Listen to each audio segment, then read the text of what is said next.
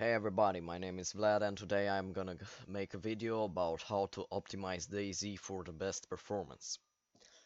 Well, everybody knows how to change the settings in game to very low, low and off for every setting like anti-aliasing, VSync or motion blur, things like that.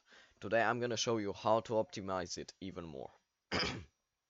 Okay, so first you need to open your app Steam, DayZ, click properties, set launch options, and you're gonna have txt file in the description down below that's gonna say Windows XP, new UI, nosplash, noPause, maxVram. Here you are gonna put your video card RAM, VRAM.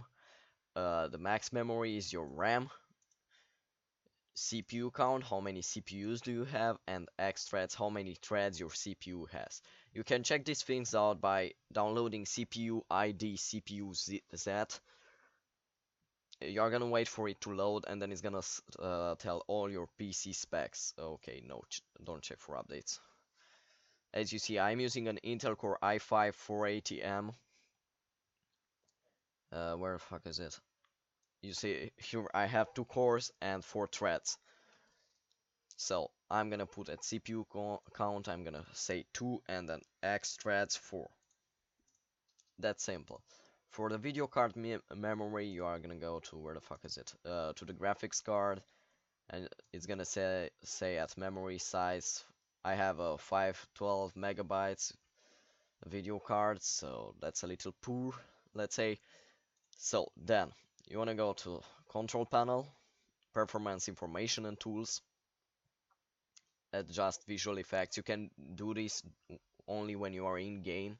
So you're gonna click adjust for best performance and just uncheck everything from top to bottom. You're gonna hit apply. After a few seconds, your Windows is gonna look like Windows 85 as you see here, but it's gonna improve the game performance by like I think 5 frames, 10 frames. If you are desperate about that, you can do this because when you are in game, it doesn't change anything. Now, uh, another thing, if you are using a laptop or your frames drop like from 100 to let's say 12 after you're playing for some time, I would recommend installing CPU ID HV monitor. That's gonna monitor your core temperature, your video card temperature, everything like that. Your battery if you have a laptop. So as you see, my GPU is 7980, or my CPU, as you see, I have 2 cores. I think I overclocked the CPU. No, I overclocked the GPU a little bit. Yeah, that doesn't matter for the moment. Now, you wanna go search DayZ, and you're gonna hit this folder. It's in your user profile, my documents, and it's gonna be DayZ. So first, you can't really change the resolution in game, so you can change it in the DayZ.gfg file. You might not be able to open it, then you're gonna go on right click, open with, and choose notepad. That's how you open the files, the CFG files. Now you want to go to the render W, render H, or just resolution W and resolution H, and you're gonna set your custom resolution. Like for now I'm using I think it's like the minimum one, 800 by 600.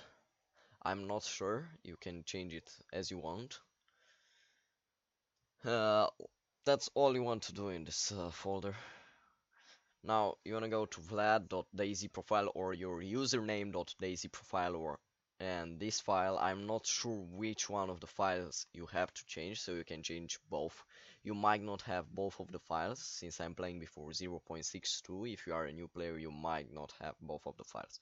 So you wanna scroll down to the bottom, where you're gonna see where is it? Shadow quality. You can set this to 0. Yeah, that's the last multiplayer server. When you are gonna click play in game, it's gonna put you to this server. You can change your player name in here, and you can set the folder to read only, so you only have that player name. Okay, now preferred object view distance and view distance. You can, I think default is at 1400 meters, but you can set it lower.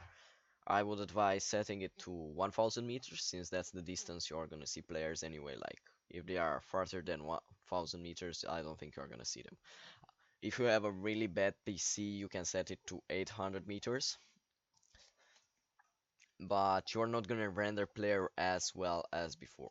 Shadows distance, you can set this to 50. Shadows don't really help you in game, only in CQB. If you want to see a player that's behind a wall or something, you can see his shadow. That's the only thing you can really that really helps you with. So the next thing is scene complexity. I would advise setting this to more than 500. What's that? 50,000. You can set it to, let's say, 100,000, like 100k or more. But this is my config. This is for users with pretty bad PCs, so I'm gonna set it like that. So there are two problems with this config I'm using right now. So the first problem being you can only see players when they are pretty close to, like without a scope you can see players from, let's say, 200, 300, maybe 400 meters. If you have a scope and you zoom in or something like that, you're gonna see at more than, I think, 600 meters, you are only gonna see his head, weapon, and like boots.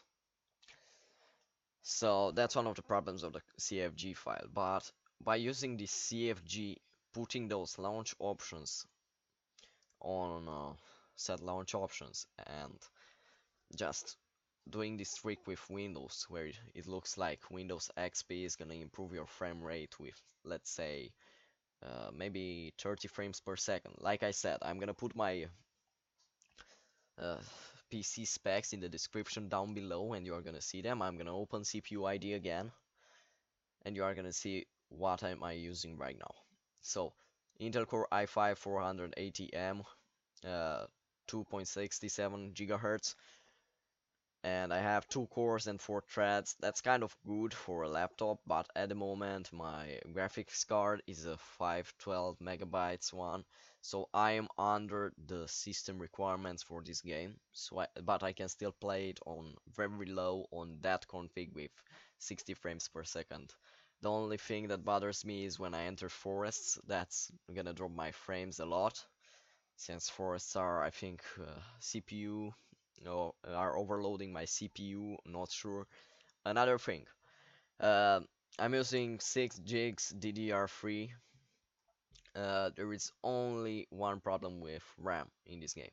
So it's gonna say the minimum amount of RAM is 4 gigs. I would recommend upgrading to 6 or 8 if you don't want to, if you don't want to have lag spikes or things like that when entering cities.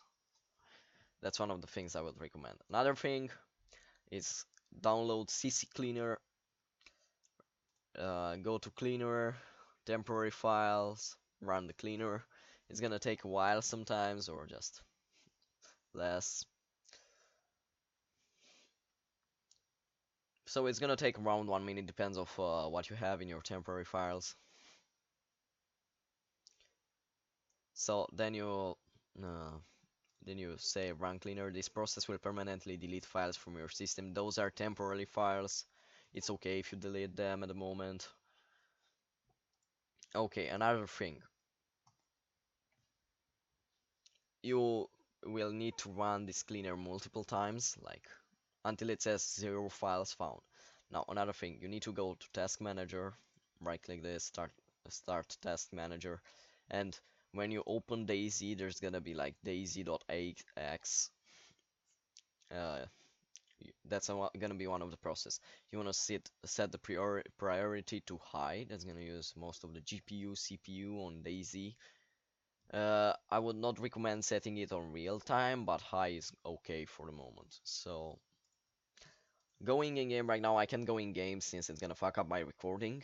But if I go in game right now, I'm gonna get maybe 30 frames more or 40, depends of your rig. You can just play with the CFG files, at least with the I think object complexity or scene complexity, that one you can play with it more than the other settings. But I think this is all you need to know about how to improve DayZ performance, since you can't really improve its performance that much, but for me it helped. Like from 30 frames I reached 50 to 60 frames per second. It might drop from time to time, but I think this is the way to go. I'm gonna leave my CFG files in the description down below on a download link, a folder with the DayZ.txt file where you have all the launch options for DayZ and my CFG. You can just tweak the CFG files as you want. I'm not gonna put the resolution one in there yet, so because you only have to change your some numbers in there. So I think that's all. That's all you need to get to know xrgame.cfg. Yeah, that doesn't. That's the same thing as DayZ.cfg. I was using a third-party program, offline editor, if you know what I mean. So that's all, guys. See you in the next video.